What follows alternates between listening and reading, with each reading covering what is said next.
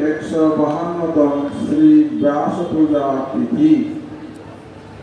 এই ব্যাস পূজা তিথিকে কেন্দ্র করে আমরা এখানে সকলে সমবেত হয়েছি। আমাদের ভালো করে জানতে হবে শ্রী ব্যাস পূজা কি ও কেন।